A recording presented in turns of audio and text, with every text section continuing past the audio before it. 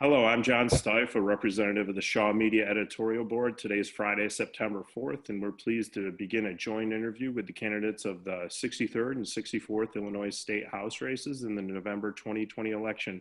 I'm joined by the Daily Herald's Jim Bauman and reporter Sam Lounsbury of the Northwest Herald. We welcome the candidates, incumbent Steve Reick and challenger Brian Sager, and also incumbent Tom Weber and challenger Leslie Armstrong-McLeod. Mr. Reick, we'll start the questions with you. COVID-19 will have an impact on the state's finances. What specific measures will you push to make sure the state does not fall further into debt? Starting off, I think that the fact that we didn't do a lot in the way of trimming the state budget when this hit, I think was an indication that the state didn't get it right when it started, when this whole thing started. Other states around us, in fact, did cut payroll and things like that. We didn't do that. We had to borrow significant amounts of money that has to be paid back to the federal government because of the decline in our economy.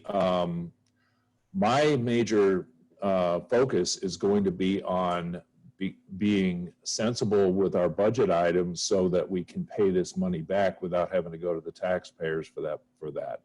I'm not going to count on the federal government waiving payback of these loans, of this money we're borrowing for the next fiscal year. Mr. Sager. Well, first off, thank you very much for the opportunity to be with you all today. I'm grateful for this chance to visit and to address some of the important issues in the state of Illinois.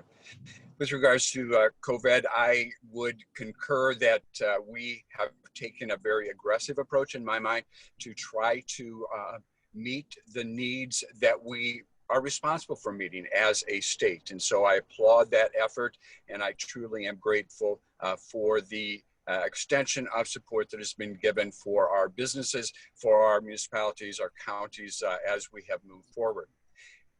Mr. Reick is correct in the fact that we did not look to trim other areas of the budget, but I think the fact is that we know full well that the ongoing programs of the state are incredibly important, and we can't just begin to say, all right, we're going to eliminate those programs in order to be able to cover these costs. Now, I'm a strong fiscal conservative, and I understand that you do have to meet your obligations. So I am trusting, and I am hoping beyond hope that we will be able to work in a very strongly collaborative manner with the federal government to see some reimbursement. But at the same time, I acknowledge the fact that these costs, these expenses are going to be carried over into the coming fiscal year as well. And so that does mean that we're going to have to be incredibly cognizant of the need to try to be responsible and to trim costs where we can to make sure that we are able to accommodate these expenses.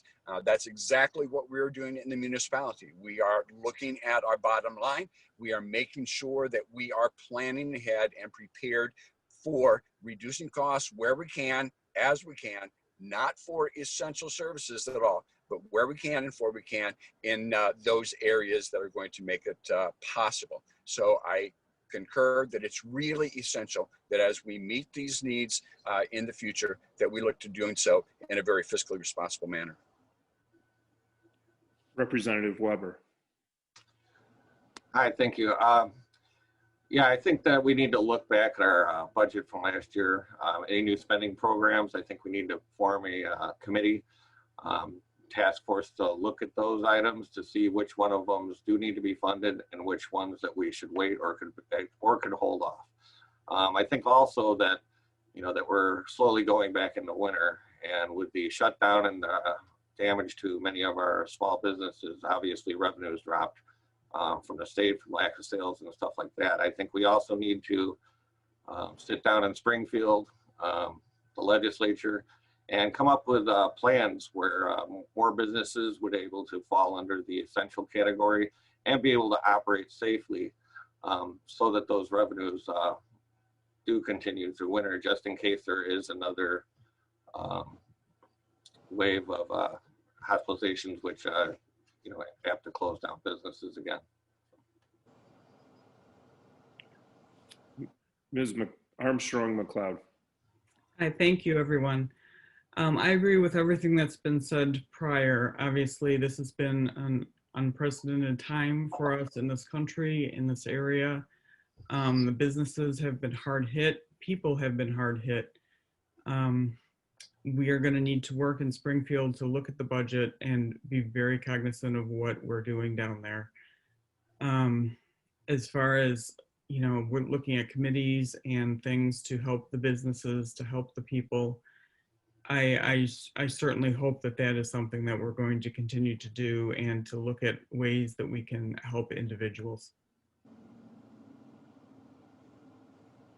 Okay. I'm Jim Bauman. I'm the managing editor of the Daily Herald, and welcome. My question is kind of a two-parter. Local property taxes continue to rise and be the primary funding source for public schools. First, what should be done to manage those rising taxes, and is the proposed graduated income tax a good answer to that? I'm going to go in reverse order. So, Leslie, for you. I work for a school district, so this is something that we're very cognizant about in the school district. We've been watching property taxes going up and up for all of our people. We are in the highest taxed area in my district in Grace Lake, where I work. So we're very aware of that. The funding that came out of the state recently has been a help to us. The evidence-based funding has been a help, that it does not quite go far enough. So we are hoping that the state we can work to make that even stronger. And I do believe that the fair tax would be a great benefit to all the school districts and the property tax. Okay, thank you. Representative Weber. Hi, thank you. Yeah, absolutely. The tax for education in our area for property taxes is around 70%, and Lake and McHenry counties are the two highest taxed counties in the state of Illinois. I think we need to definitely fully fund our education system. I think we also need to look at ways where we can open it up so local governments can try to operate more efficiently, sharing and purchasing, stuff like that, which many of them are doing. As far as the progressive tax, absolutely not. I do not agree with that. I think a flat tax system where we are all paying the same rate is the only thing that has kept the property tax or the income tax rate as low as it has been. Because politicians know that if they raise it, they're raising it for everyone. I think it also opens the door for new taxes, and those rates that are proposed are temporary. Those rates can be changed with a simple majority vote. And, it all depends on who's looking at who's wealthy at the time when they vote on that. So, no, I do not support it. I think it will drive more people and more businesses out of our state. I did notice that Ken Griffin, the richest man in the state, just put $20 million toward fighting graduated income tax, which is interesting. Mr. Sager. Well, certainly there's no question about the fact that the single primary issue among taxpayers in our district are rising property taxes, and our educational bill is the largest portion of that. That is secondary, I think, to ethics and integrity in government, but that certainly is the top priority. I am incredibly pleased with the fact that the state legislature did take action relative to evidence-based formula. And I think that that was the most appropriate way for us to look at funding education. Of course, there are some additional areas of quality opportunity that exist for various districts based upon the ability of those districts to evidence their accessibility and their capacity, and we need to continue those particular formulas. The fact that the state legislature also did say that they were going to accommodate $350 to $375 million on an annual basis to provide increased funding for education is an incredibly fine step in the right direction. The question is, though, still, how do we pay for it? And so I truly believe that the fair or graduated income tax is the appropriate way to move forward. Not only is it appropriate relative to lower income households as well as higher income households, taxing them at incredibly appropriate levels, but the other thing that it does is it is considered on a marginal basis. And so I do believe that that's the right way.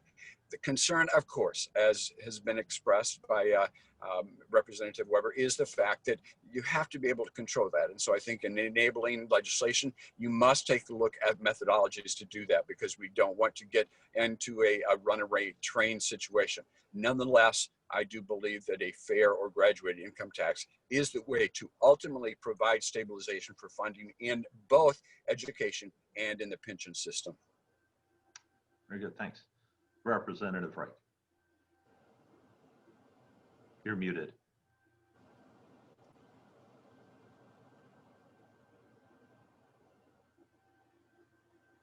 that better? That's better.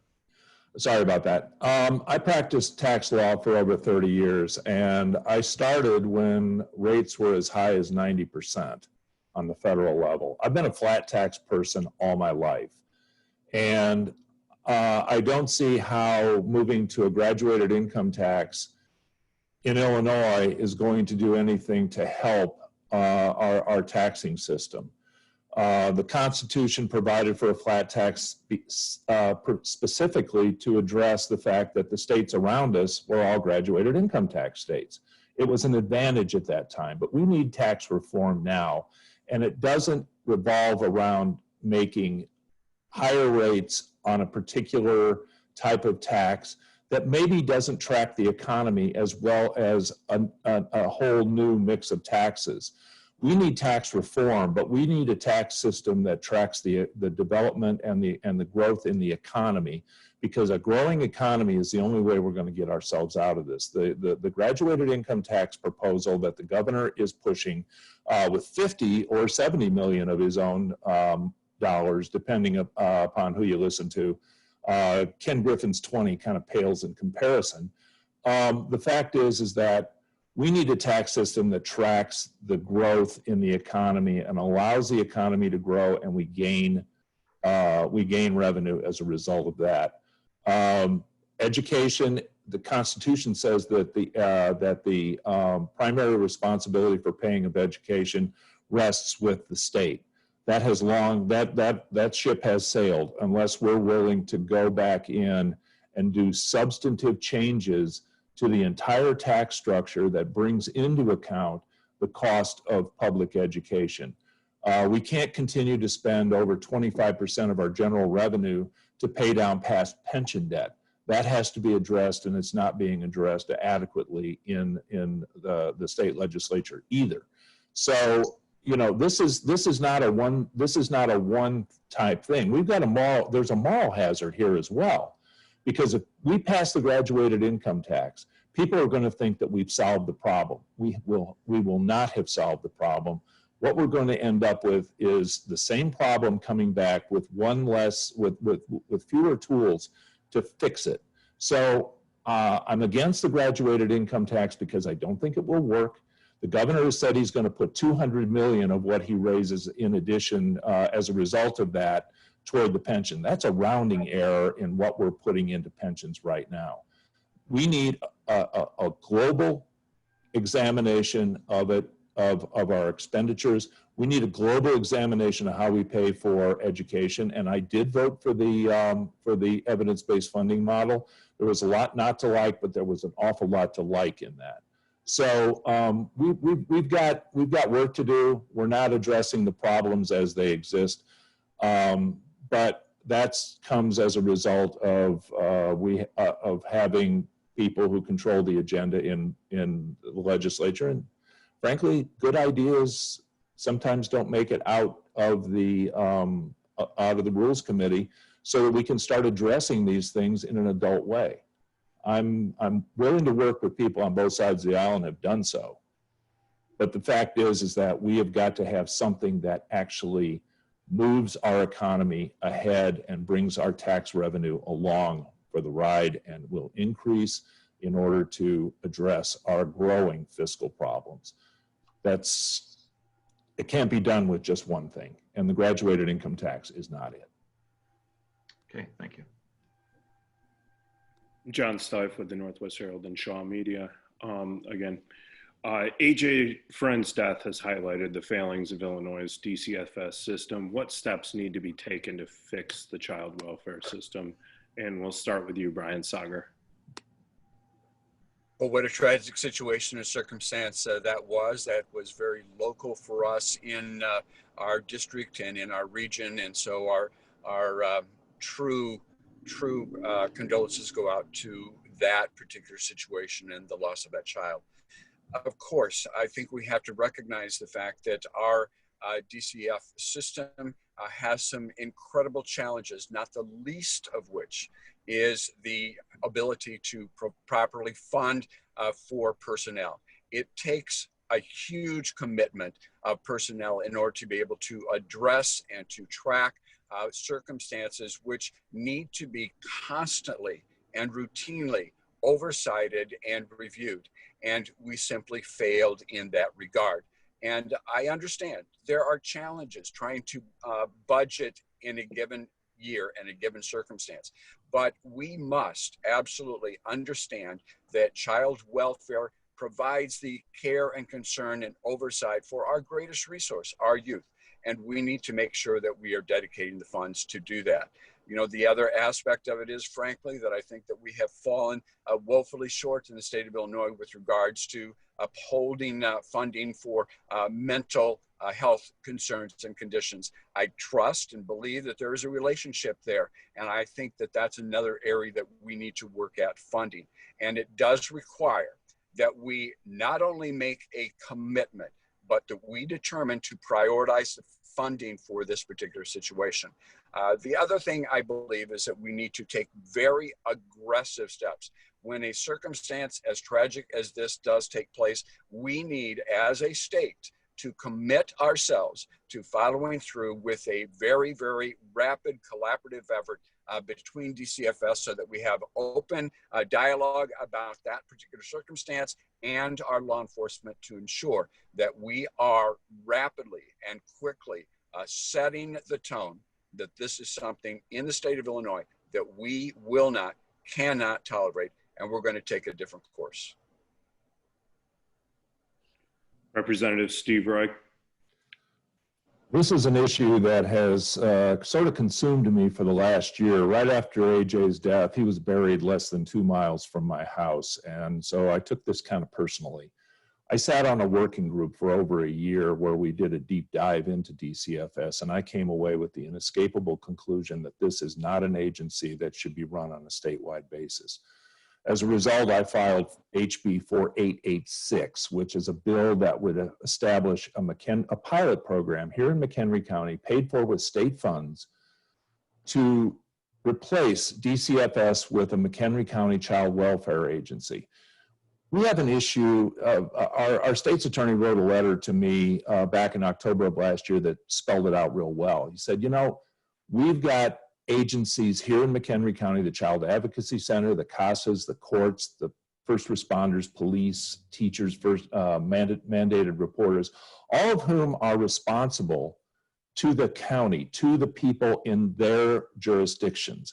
So but in the meantime, what we have is a state agency that is plopped down right in the middle of it, that has a process system that is more interested in following the processes that it established instead of the mission of protecting children.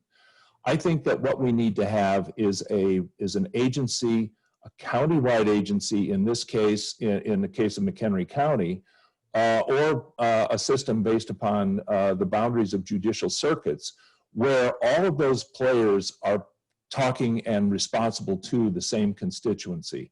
And my bill, broad bipartisan support, and every time we turn around and find another dead child in another district, I pick up another co-sponsor.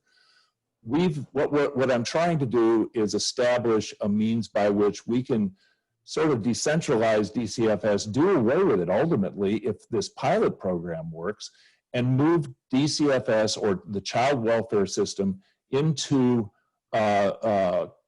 conformity with the jurisdiction in which it operates.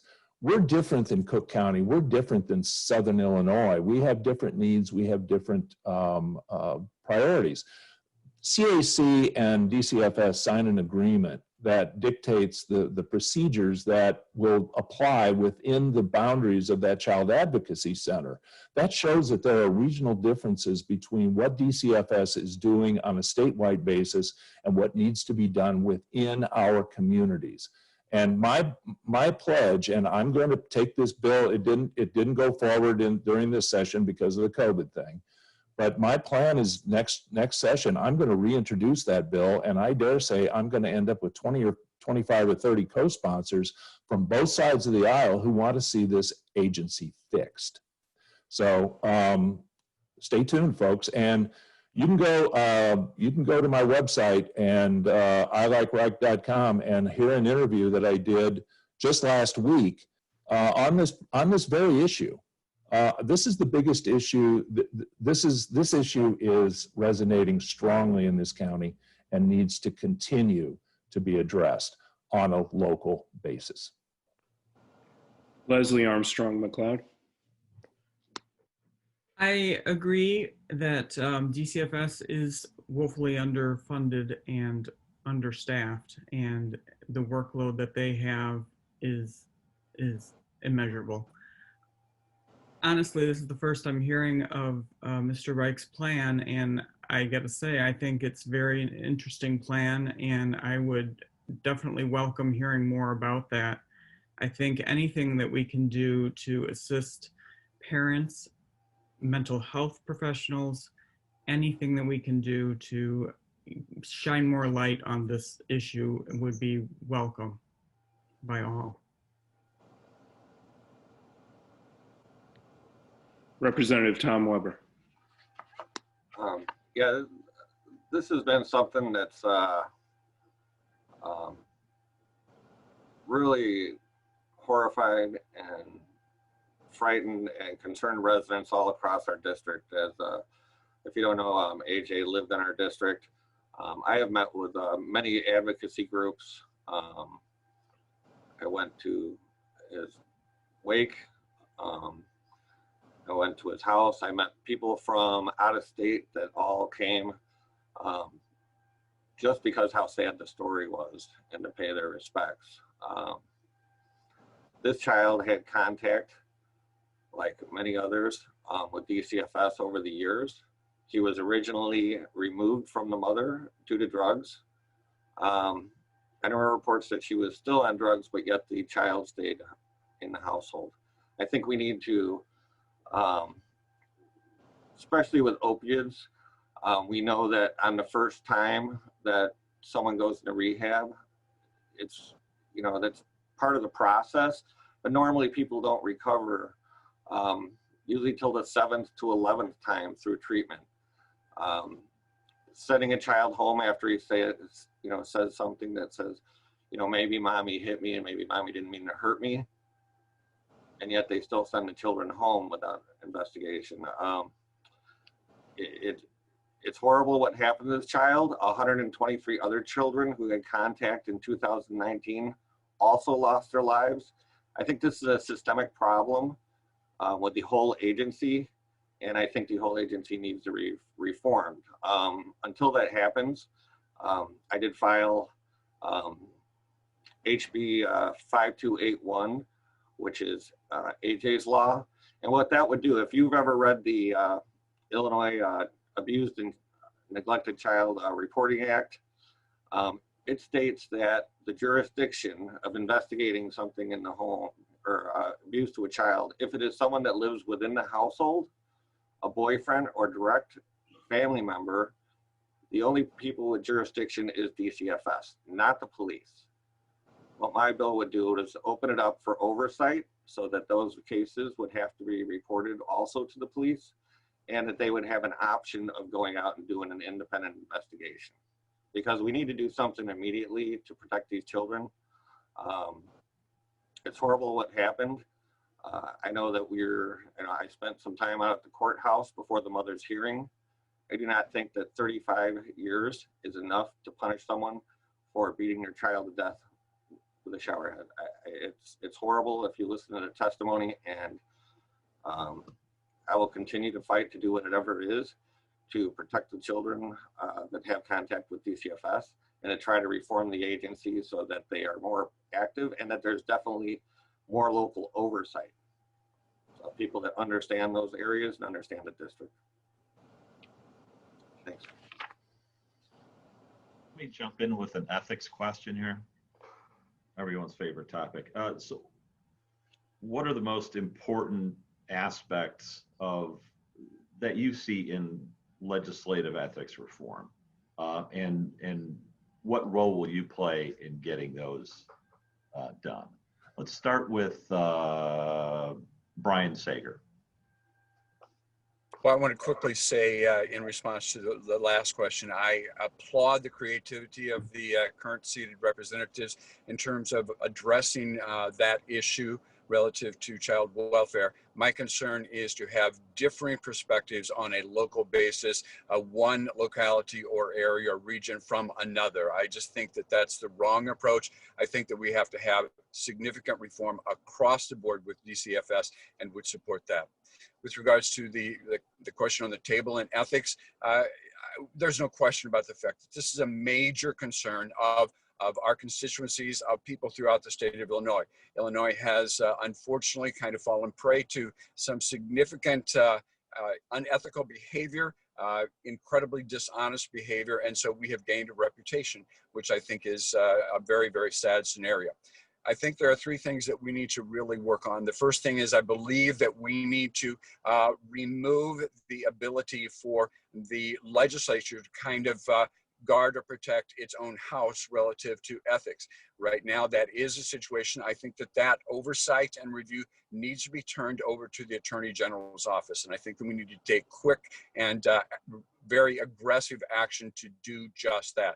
We also need to make sure that we are appropriately and fully guarding against individuals who leave the legislature and go immediately out into lobbying. Now, there has been some action taken. I'm grateful for that on behalf of the legislature, but I think we need to tighten things up very quickly with regards to a revolving door policy. And that would simply say that once you're in the state legislature, you are prohibited for a minimum, an absolute minimum, immediately upon retirement or leaving the legislature of 10 years before you can engage. And I just think that would help things significantly. The other thing that I believe that we need to do is to truly address the training. You know, right now there's an ethics training that we're kind of all required to go through if you're in public office, and that training is online. I understand that it does introduce the basics, but there's really no solid dialogue about, one, the significance of what inappropriate, unethical behavior does. It's not just a cost factor, but it truly puts a pall upon everyone, so that we have individuals out there in the state of Illinois who would be exceptional public servants, but they are simply afraid to become engaged because of the ethical considerations, because of the ethical problems that we have had, and they don't want to live under that constant microscope and to deal with the challenges associated with all of the accusations, et cetera. So I am really, really concerned about the fact that the individuals, because of their families, because of their business reputations, who are good quality people out there, cannot serve because they are very, very concerned. And I think that's a loss to the state of Illinois. So we've got to bring this under control. And I'm very, very supportive of taking aggressive steps to ensure that individuals are properly trained. They know what ethics is about, they understand it, and they can explain it. So those are the three areas that I believe that we need to address. Representative Stephen Reick, please also address the issue of whether of lobbyists, you know, whether departing members of the legislature can become lobbyists and when.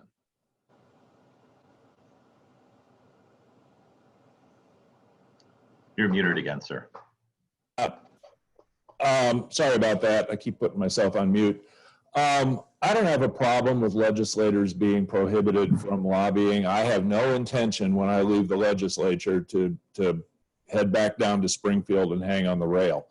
I think that the mayor's suggestion about the attorney general having oversight on legislative ethics shows the fact that he's kind of unaware of the fact that we have a legislative inspector general whose job it is to do those kind of things, but that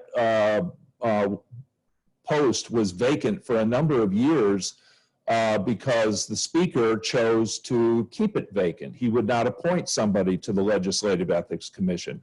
The Republicans came up with a lot of really good suggestions of people who would fill that role, act just very, very well, but no action was taken until the Me Too movement started, and we started the speaker had to address the issue, and one of those things was to finally appoint a legislative inspector general. Ethics is, my idea of ethics is if you wouldn't do it in front of your grandma, or if you wouldn't say it in front of your grandma, don't do it, don't say it. That gets to the notion of the way you behave in public. As far as the ethical things dealing with lobbying and the ComEd thing and all that, we're going to find out what the speaker knew and when he knew it. We're going to find out under this motion that was filed, just the petition that was just filed a day or so ago, to get to the bottom of this. It's a rule that exists in the House rules, and we're going to find out what kind of ethical lapses occurred up and down the line. ComEd, this ComEd deferred prosecution agreement is not allegations. This deferred prosecution agreement is admissions. We did this. We did this. This person participated. This person cooperated. These are the things that we are going to get to the bottom of, hopefully soon. But the fact is that when you've got one party rule in this state and they've got a supermajority in both houses and are able to control the rules, the House rules are written in a way to guarantee the primacy of the majority party. So, the proper question should be put to the people who actually control the process in the House of Representatives, and that's the guys on the other side. They're the ones who are making all these decisions, and that's why we end up with a situation where advantage is being taken of the situations that develop, and nothing is ever done about it. So, ethics is something. Ethics is culture. Ethics is what you believe. Ethics is what you do when nobody's looking.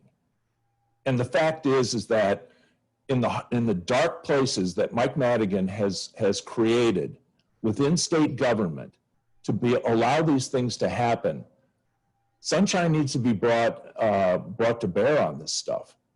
But the fact is that, it seems all too often that what happens is the ethics questions are brought up and the solutions, air quote solutions, that come out of this are written by the people who are most likely to be the ones who have taken advantage of it. So that's my take on ethics. Okay, thank you. Leslie Armstrong-McLeod, to you. I do agree with all of that, and ethics has been a long-standing issue in the state, obviously for a long time. Everything that's been said, the legislative inspector general, that needs to be looked at, strengthening his position to be able to investigate what's been going on, a process for censure and removal if necessary. I would certainly hope that in recent years, at least, the legislature has seemed to be moving in a better direction as far as bringing in more voices into the process. And I would hope that the leader in the party would realize that this state needs to move along into a new a new era. We need new vision. We need new voices. We need things to progress. So that would be my hope for sure, that that comes about, whether that comes through rules and removal or whether he comes to that decision on his own. I would hope that that happens. As far as lobbyists are concerned, I don't see why legislators need to be lobbyists at all. I think that should just not even be allowed. And that's my take on that. Okay. Thank you. Representative Tom Weber. Thank you. So Michael Madigan, in my opinion, needs to step down. If this was a private corporation with allegations like this, I don't think stockholders would stand for it, and at least until the investigation's over. I think that would make sense, and I think that would make Illinois residents a little more at ease. I think maybe I have a little benefit of coming from Lake County government. We had a lot of anti-nepotism in rules. In our rules where, even if I had written a recommendation for someone looking to get a job at the county, if I did that, they would never get the job, because we wanted to keep that out of people getting favors from elected officials. I also sat on the Government Reform and Implementation Committee, which worked on an independent fair map commission. I do not know where that's at now in the last 2 years. Things have changed on the county board. However, I think that when you look at the boundaries, especially with District 64 and other districts, you can tell that they're politically laid out. If we have independent people from different areas of our communities, because they're very diverse, I think we could end up with maps that make sense. As far as lobbying, absolutely not. When I found out that there were actually sitting legislators that were also lobbyists, it was repulsive that could happen. I honestly was shocked about that. Besides the fact of that, I think enhanced disclosure forms, because I also found when I was down there, or I didn't find, but I found out that there were representatives' wives who were getting appointments and getting hiring, and it seems to be something that's happened for years. It's time for things to change. Residents are fed up. The number one thing as far as ethics that residents in my district responded to was term limits. I think we absolutely need term limits, and at least 2 years after someone, if not more, to become a lobbyist after being a representative. All right, we have one final question, a simple one. What makes you stand out as the better candidate in your race? And we'll go back to Representative Tom Weber to start this one. So I love my district. I really do. The hardest thing for me for COVID has been not being able to go out in public. That is kind of my favorite thing. We go down to Springfield, and a lot of people think we fight, but 90% of the time, we all are in agreement, and we are working for the people of Illinois.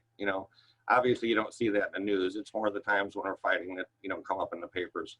But when I'm home, going out and hearing what residents have to say, how businesses are interacting, how they're being affected by things in Springfield. I've been able to work on a lot of different things. So flooding has been a huge issue in our area. And for the Chain of Lakes region, last year, there was very little boating because of the flooding. Back in January, I had initiated a meeting with Army Corps of Engineers, IDNR, Fox Waterway, to try to address these issues, and to look at ways where when we see rain in Wisconsin or coming in the future, are we pre-lowering the water levels so that every time it rains, we don't have to shut down the Fox chain, which hurts every business. It generates about $150 million a year in tourism and recreational fees to our local businesses, and it's been devastated over the years. So that was one thing we've done, and this is the first year in 5 years that the Fox Water or the Chain of Lakes area has been open every single day since May, which has been huge to help, especially with the damage done by the shutdown to our local businesses. Secondly, I met a lady whose son was killed in a DUI accident. I was on CBS News. They did an interview with me a few months back, and that was because Wisconsin is not part of the driver's license compact, which is where states, when someone has a driving incident, they report it to the state where the person lives. Wisconsin is not a member of that. So because her son was killed in a car accident or a crash with someone that lived in Illinois, Wisconsin had never reported that. So while her son was dead and he was waiting for trial in Wisconsin, he was putting Facebook pictures of himself in front of his new car up on Facebook, still driving around. It's horrible. If you Google Sheila Lockwood, she is out there fighting every day. And I've tried working together with a representative in the Wisconsin legislature to try to convince them to join the compact. And AJ's law. I will continue to fight to have oversight over DCFS and try to change that so children in our communities are safer and that we have better people looking out for them. I will continue to fight and do everything we can. In my office, anyone that walks in, we do everything we can to help them. In my our time down in between people calling, my assistant regularly looks through the iCash system, and I don't know how many residents. I'll actually try to find that number, but we have found hundreds of thousands of dollars for residents in our district. So we're constantly working, trying to help people. I have a great staff, and I'm committed to do whatever it takes to help the residents, help our business, and fight for our community. Thank you. Leslie Armstrong-McLeod. As a first-time candidate, this whole process for running for election has been eye-opening to me. I'm an introverted person by nature. I'm not a super outgoing person, so knocking on doors, meeting people was outside of my comfort zone, and something that it was, again, eye-opening to talk to the people in the district. And most people that I have talked to in the district have said that they're not really listened to, that they've contacted Tom's office and they don't respond or they don't get back to them. And it's troubling because I've heard that a lot. I've never received a mailing from Tom, even, public paid mailings. I've never received anything. I drive past his office daily and I've never seen you in there, Tom. I would really relish the opportunity to work for the state, to work for the people in my district.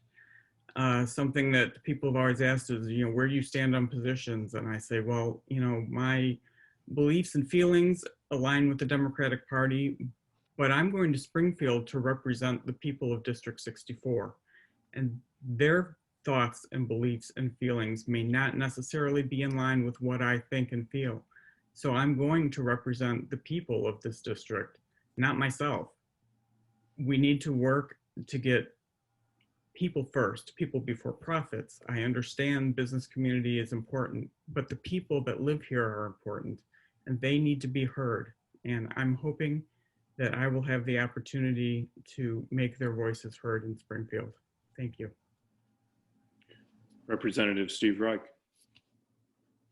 I'm going to answer this on both a macro and a micro level. On the macro level, I'm a better candidate because right now I am in a position where I have gained the trust of people on both sides of the aisle. And I'll tell you what, when you're a member of a super minority party and you want to get something accomplished, you have to do it by reaching out to people on the other side of the aisle who have similar interests and who can be talked into listening to you and saying, you've got a good idea here. My DCFS bill is one of those things. I was responsible for basically changing a gun violence restraining order bill from a disaster that was going to be nothing but gun confiscation to a mental health bill that kept people safe from doing harm to themselves and others while protecting civil liberties. And that came as a result of very strong bipartisan support.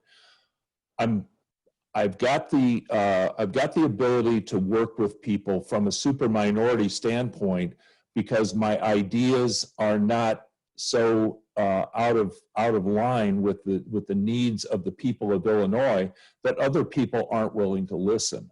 I'm also not afraid to speak, as they say, truth to power. I'm a member of the Joint Commission on Administrative Rules, and as a member of JCAR, it's my responsibility to see that rules that are written in interpretation of statute don't change the statute. We've had 2 instances of that this summer, dealing with governor's emergency orders on trying to turn business owners into criminals, which we pushed back successfully in May, but were not able to do so this past month. On the micro level, I am proud of the constituent service that my office provides. We do not hide behind voicemail. We answer the phone. We answer the phone. We respond to emails. You don't know. I would ask a man in the street interviews of anybody who's had contact with my office knows that my legislative office here in Woodstock is very active. We have fielded, I don't know how many calls on the Department of Employment Security.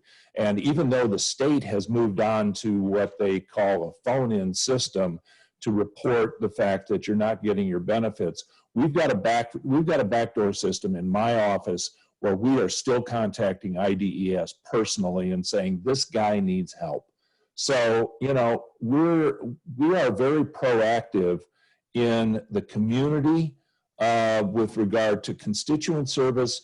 We've performed, you know, we've done a lot of events here, shred events, prescription drug pickups, senior fairs, that kind of thing. And it's really gratifying when you walk into the grocery store and even though you're wearing a mask, somebody recognizes you and say, hey, you know, I was at your shred event last week and thanks for doing that. I had a problem with IDES and your legislative aid went an extra mile to get my benefits reinstated. That is very gratifying, and that's, I'll tell you what, that's one of the biggest parts of the job. Taking care of the people of your district is why you sent me to Springfield. And that is what is going to continue to go on in the next General Assembly when you send me back there then. Thank you. And Brian Sauger. Well, first, I do want to extend my sincere gratitude to Representative Reick for his service on behalf of the district over the last couple of terms. I also want to just assure him, as well as all of the listeners, that I'm very aware relative to ethics of the legislative inspector general. But I think Mr. Reick made exactly the point that I was trying to make, and that is that it is too tied up with politics. There were concerns about a legislative inspector general not being appointed. If you were to move that oversight out of the legislature, away from that situation and into the Attorney General's office, I think that's a much greater policy approach, and that's what I would support in that regard. Why should I be elected as the state representative from the 63rd District? I've been the mayor of the city of Woodstock for nearly 16 years now. And throughout that tenure, I have worked incredibly hard with some absolutely fantastic individuals who are both hired and those who are serving in public service to make sure that we are constantly listening to our residents and our businesses, understanding what the challenges are, making sure that we acknowledge where they believe we need to seek change and where they believe that we need to grow the opportunities. We engage individuals. We have 15 boards and commissions within the city of Woodstock that allow for individuals to participate in their local government and to give input. It is through that outreach and through that collaborative effort that we are able to move forward in a very positive manner to support our community and to address the needs that we have. I'm proud of that record. I believe that residents, businesses, voters today are incredibly concerned about the agonism and extreme partisanship which has taken place at multiple levels of government. And they are looking for elected leaders to say that the most important job that we have is to come together at the table to discuss those areas that we believe are the primary bottom line common interests, and then to start to address those areas where we have differences of opinion to provide a sense of collective and collaborative resolution to move forward in a positive manner to deal with these incredibly challenging and difficult issues that exist before us today, whether that is our state financial situation, whether that is addressing further the COVID pandemic or any pandemic in the future as far as that goes, whether it is to deal with our pension systems, funding education, and reducing local property taxes. People expect us to come together to address these things. That's what I've done throughout my political career in the city of Woodstock, and that's what I pledged that I would do if I had the opportunity to represent this absolutely fantastic 63rd district of the state of Illinois. I want to thank you all for this opportunity today. I'm truly grateful and would look forward to addressing any further questions that individuals might have if they want to give me a call. Thank you. That concludes today's interview. I want to thank all the candidates in the 63rd and 64th districts for their time and participation. Good luck on your campaigns. The election's November 3rd. Early voting begins September 24th.